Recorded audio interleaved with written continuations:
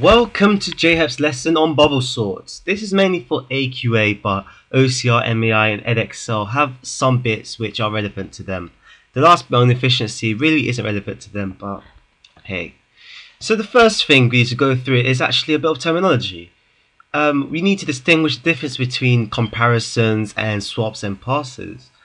Comparisons in a bubble sort in a list of numbers is just basically how many pairs of numbers you compare in that pass. For example, if there are seven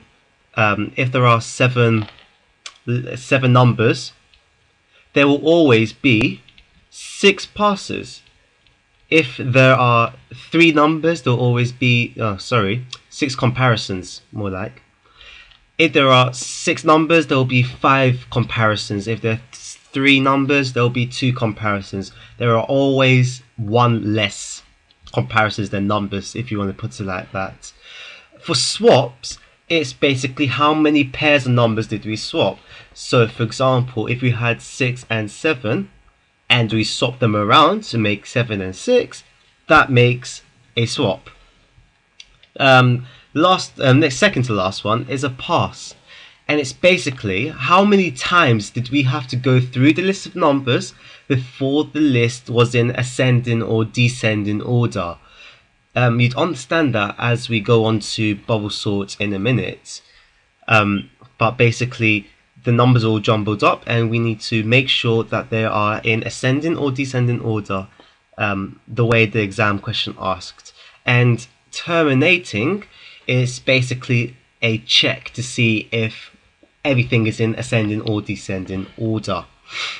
So we've got this question: place these numbers in ascending order using bubble sorts.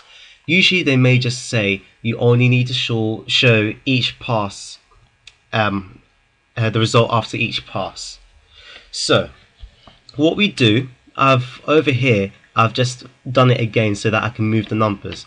But since this is in ascending order, we compare the first 2 numbers, 1 and 8. Obviously 1 is smaller than 8, so we leave it. Second one is 8 and 4. Now 8 is bigger than 4, so really 4 should be over here and 8 should be over here. So we swap the numbers so they are in ascending order. See, they're in ascending order. Now 8 and 6, that's not in ascending order, as 8 is bigger than 6. So you swap them around.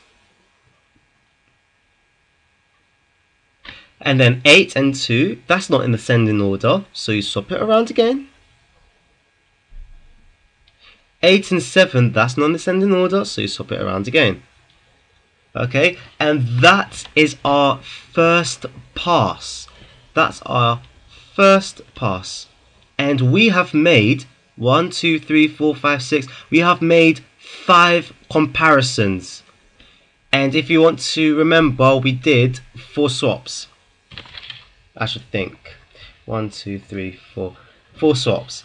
So the second pass, what we do is, I'm just going to copy this and paste it again. What we do, for the second pass, we go over it again and then check it. First comparison, that's in ascending order. Second comparison, that's in ascending order. Third comparison, that is not in ascending order, so we've got to swap it around. That's our first swap. That's swap number 1. Another comparison, this is in ascending order and that's in ascending order. So for the second pass, we have made 5 comparisons and 1 swap. So for the third pass, I'm just going to copy it, paste it again. So for the third pass, 1, 4, that's in ascending order. 4 and 2 are not in ascending order, so we're going to swap it. That's our first swap. 4 and 6, that's in order. 6 and 7, that's in order. 7 and 8, that's in order. So in our third pass, we have made 5 comparisons and 1 swap. Okay, I'm just going to write 1 here, and 4 here. And then now, the thing is with bubble sorts, we need to write it just in case, because this is a computer. It needs to be sure that it's actually in ascending order, even though it looks like it's in ascending order right now. So for the fourth and final or terminating pass, we write it out again. 1, 2, 4, 6, 7, 8. I'm not going to copy and paste it this time. And then we do comparisons. Remember, we're still comparing them. So 1 and 2, yep. 2 and 4, yep. 4 and 6, yep. 6 and 7, yep. 7 and 8, yes. So that is the fourth and final pass. No comparisons. No comparisons. No swaps, and 5 comparisons.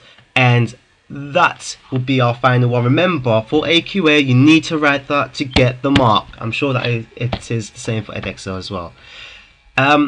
What you need to remember as well is that for efficiency, since there's other algorithms and other sorting mechanisms there, this is the least. This takes longer as we compare each and every one of them. So in actual fact, we've compared. Let me see. 5, 10, 15, 20. And for example, if each comparison takes 1 second, I'm being over exaggerated here, it would take literally 20 seconds just to compare it. Okay, so there are other mechanisms which have shorter comparisons, which take less comparisons, which is the shuttle sort, for example. And you'll see that in my next video. But thank you for watching.